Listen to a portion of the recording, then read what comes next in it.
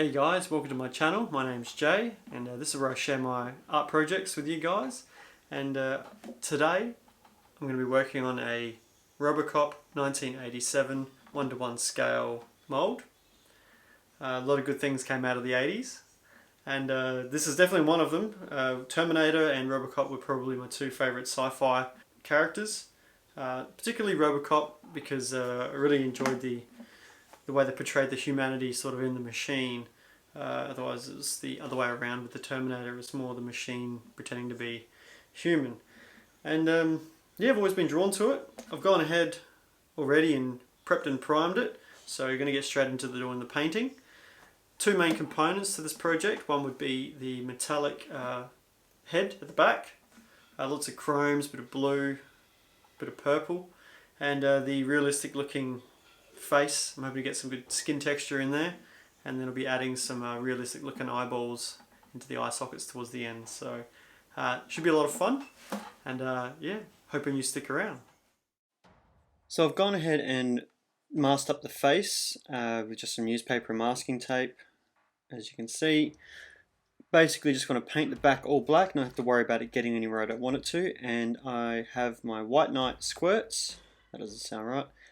Paint and prime, just a black. You just put that straight on, and I can paint the silver straight over the top of that, and it's it'll be good to get into all the creases and all the crevices that we need to look a bit darker when painting all the other colours on top. So I guess we will get into doing the black, and we'll be back after that. As you can see, I've finished with the black. What I'm going to do is mask this off to probably leave this to paint by hand later with the silver, only because there is a lot of details I want to leave black, and the spray paint will just get into places I don't want it to. I'm going to paint the back quarter part of the skull here with the silver. Just going to use the Dulux Duramax. I find that does come out of the can quite smooth, and the application looks quite nice in the end. And because this is a lot of the blues and the purples and the silver, I don't mind using the spray paint on that and then going back in with the black afterwards. So I just find this is just going to be too intricate to hit with a spray can. So we'll mask that up once this has dried off a little bit, and we'll hit it with the silver. So I'm going to try something a little bit different here. I'm going to possibly use some Citadel shades. I've got the violet for the purples, and the Drakenhof Nightshade? I'm sure that's not how you pronounce it. And what I'm going to do is I'm going to put that in the airbrush and just lightly spray the areas that I want those particular colours. And I'm hoping that the metallics will still show through on the back main piece here. You can either do it where you mix the blue or the purple into an already metallic paint. You can lose some of the effect of that paint though if you do choose to do that, or you can get those particular colours in the metallics. I don't have those with me at the moment, so we're going to try using the wash, or the shade I should say. I think they used to be called washes, and we're going to see what that does. So part of doing these types of projects is to experiment and have a bit of fun, see what works. So I guess we're gonna see what happens.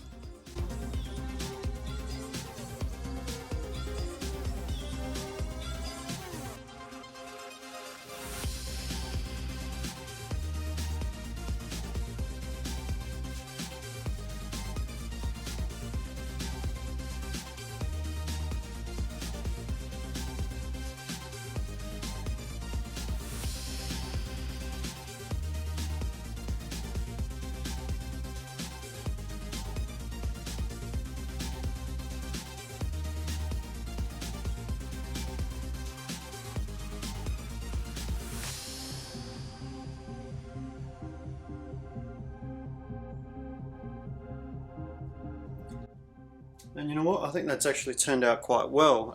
It's very, very subtle because this type of shade is already quite thin. I don't need to add any extra thinners or anything like that. Put it straight into the airbrush. It's pretty translucent, so yeah, it has put a slight tinge to the silver, and made it that little bit metallic still.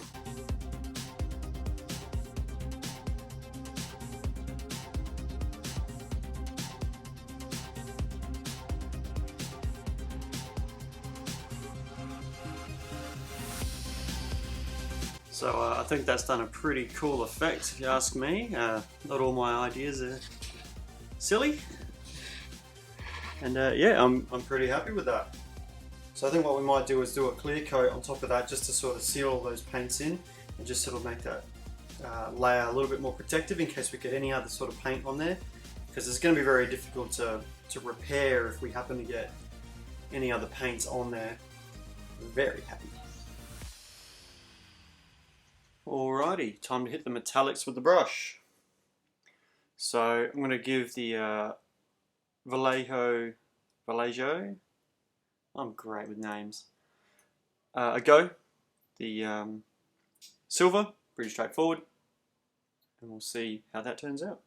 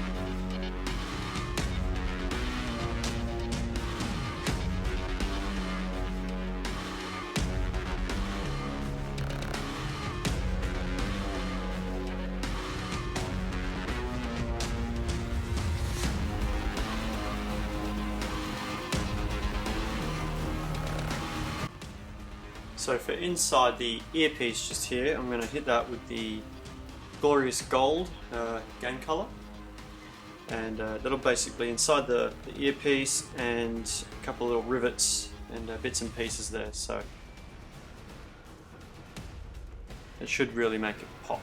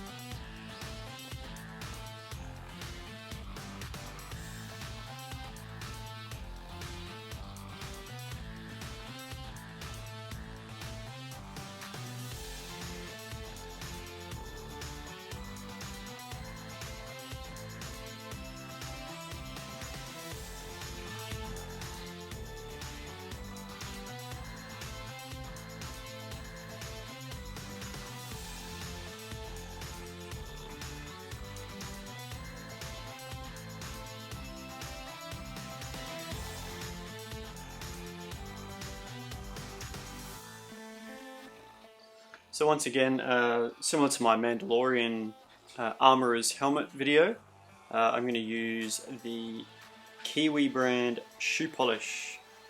So those of you who don't know, this is excellent for adding kind of a similar wash effect that we had done previously, and gets in all the gaps, dries without the shoe smell, and yeah, it's got great coverage. So we're just going to hit it with this.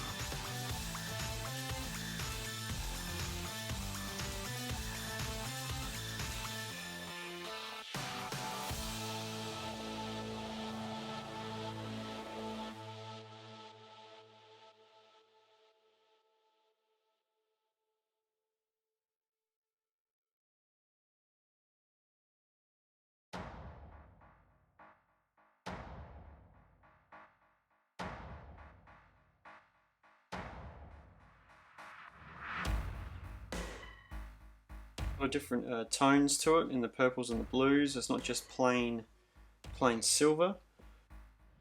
A lot of the time that's what finishes off something like this, is the small touches like the rivets and the bits of gold for the, I guess, the piston you'd call it. And yeah, just the subtle changes in purples and blues. I mean, we know when we look at him, he's like, oh, he's a silver looking cyborg. But there's actually a lot that goes into just that silver. But all in all, I think it looks pretty good at the moment. We are on the right track. So I've gone ahead and unmasked his face there so you guys can get a good quick look at it before we move on to part 2, which will be working on the skin texture. So that really does deserve its own video. It's a little bit different from doing all the metallics. And then at the end we're going to put in the realistic eyes and probably a little bit of pipe work using a bit of aluminium tubing. So cheers for hanging out.